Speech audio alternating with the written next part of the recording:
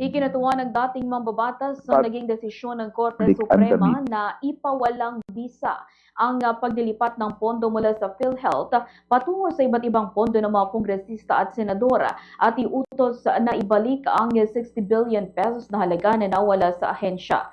Sa panayam ng Bombo Radyo Kawayan kay Attorney Nery Colmenares, ang chairperson ng Bayan Muna, sinabi nito na bago pa man inihain ng kanilang grupo ang petisyon ay napilitan na ang PhilHealth na baguhin ang ilang benepisyo para sa mga miyembro ngayong taon. Anyang maituturing na tagumpay ang kanilang paghahain ng petisyon dahil nagbago na ang patakaran ng PhilHealth at lalo pa itong naging malaking panalo ng pumanig ang Korte Suprema sa kanilang apela upang hindi na maulit ang maling paggamit ng pondo.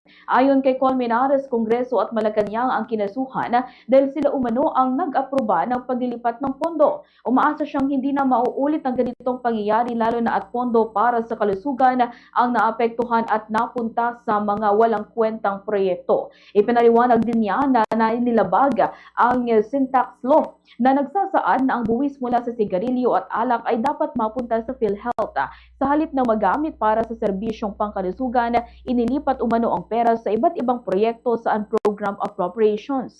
Dagdag pa niya, lumobo ang pondo para sa pork barrel at program appropriations mula 281 billion pesos patungo sa 749 billion pesos dahilan upang madagdagan ng mahigit 400 billion pesos para sa mga proyektong hindi nakadetalye. Isa rin anyo sa malaking isyung tinalakay ng Korte Suprema ay ang paglabag sa karapatang pangkalusugan ng publiko. Tiniyak ni Colmenares na kanilang babantayan ang proseso ng budget upang maiwasang maulit ang insidente lalo na sa panahon ng deliberasyon. Hiniling din niya na magtakda ang Korte Suprema ng patakaran upang matiyak na mula ngayon ay walang secret bycam at maging bukas sa publiko ang proseso nang hindi na mahirapang matuntun ang umano'y nawawalang pondo. Ganito ang bahagi ng pahayag ni Attorney Nery Colmenares. Public and the media.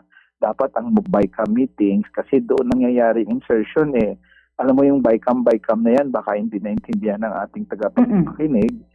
Yun ang pagmi-meeting ng mga 10 congressman at 10 senador para pag-usapan ang mga dapat gagalawin nila sa budget at ipapasok nila. Yes. Walang transcript yan. Hindi namin alam kung sino nagpasok ng mga proyekto na yan. So, dapat open yan at accessible. Dapat may transcript yan para malaman natin kung sino talaga ang nagigiit, kung anong mga proyekto ang gusto niyang pondohan at sino ba sa kanila ang author na nagsabing ito